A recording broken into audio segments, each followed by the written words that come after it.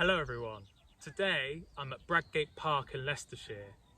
This is a public park with a variety of different habitats, ranging from grassland to heathland, forest and wetland. I'm going to be taking a stroll with some new camera equipment, seeing if I can get some cool footage of some interesting animals. I'm Ben and welcome to Naturescope.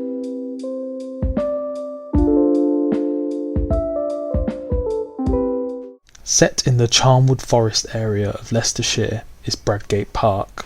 Covering a vast 850 acres, the park and the man-made body of water named Cropston Reservoir make up a site of special scientific interest due to the scarce fauna and flora, diverse habitat and its localised geology dating back to before the Cambrian era.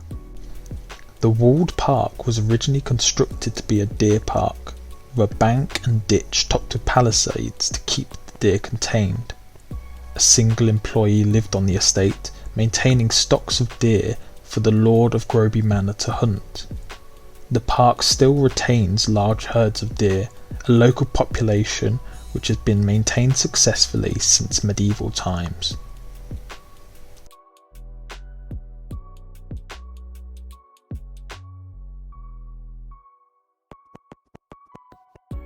The largest deer species in the park are the red deer. These are a native species to the British Isles and are the largest mammals in Britain. These deer can be identified by their dark brown fur and the males adorning impressive branching antlers. This species tends to prefer open moorland and mountain sides but thrive in the park due to its complex terrain and array of habitats. The most common species of deer in the park are the fallow deer, with 3/4 of the population belonging to this species. These deer come in a wide array of colours, typically a pale gingery brown with white spots, although there are darker colour morphs which are a dark brown, seemingly without any spots, and lighter colour morphs, similar but almost white. The antlers on the stags of this species tend to be palmate, forming plate-like structures. Although not originally native to the British Isles, this species introduced by the Normans from mainland Europe is now considered naturalised. Both deer species can be found in herds travelling and grazing throughout the park's grasslands, woodlands and heathland. Although these deer are considered wild deer, they are managed by the park authorities for a yearly cull. The culling is necessary to prevent overpopulation and reduce the pressure on the local resources of the park, such as grass growth. Most culled deer are harvested for venison to reduce waste, which is then sold at the local visitor centre and cafe.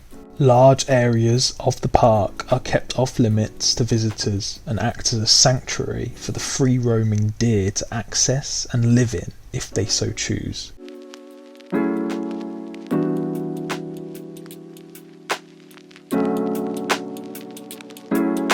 Deer are not the only animals to be found in the park. The diverse array of habitats attract all manner of wildlife.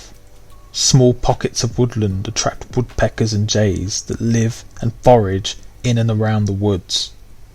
The open wild grassland and heathland attracts unique bird life, including ground nesting species like skylarks and meadow pipits, which thrive in and nest in amongst the thick grasses and bracken throughout the park. It can also attract songbirds like yellowhammers.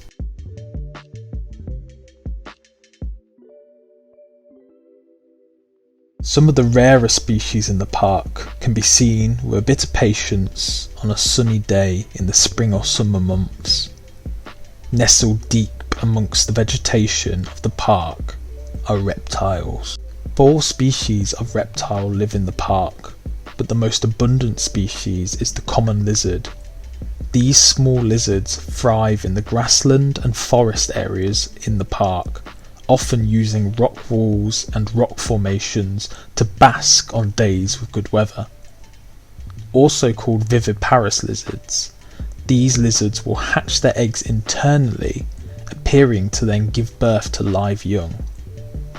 They eat flies, spiders and grasshoppers living amongst the undergrowth, using their forked tongues to taste their surroundings, to hunt and also stay hidden from predators.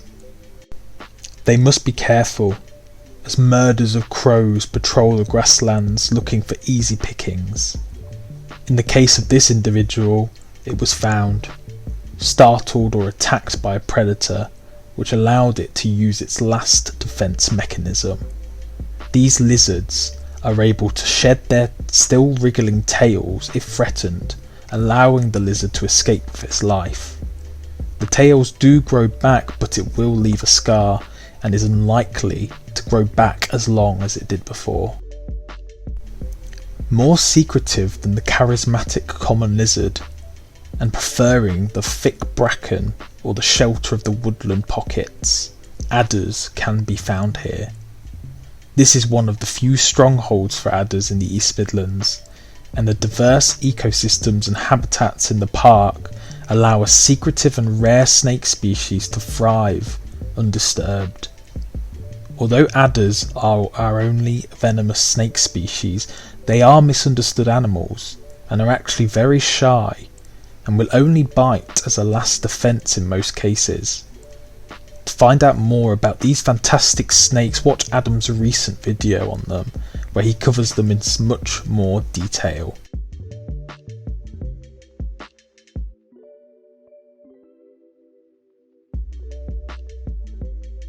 Bradgate Park also is littered in fantastic landmarks, be it the tankard-shaped Old John Tower, which sits at the highest point of the park, built in the 18th century and dedicated to the 7th Earl of Stamford.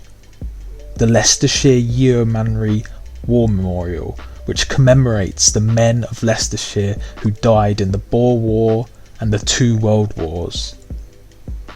And then the ruins of Bradgate House, which was one of the earliest brick-built country houses in England, which was home to Lady Jane Grey, Queen of England, in 1553.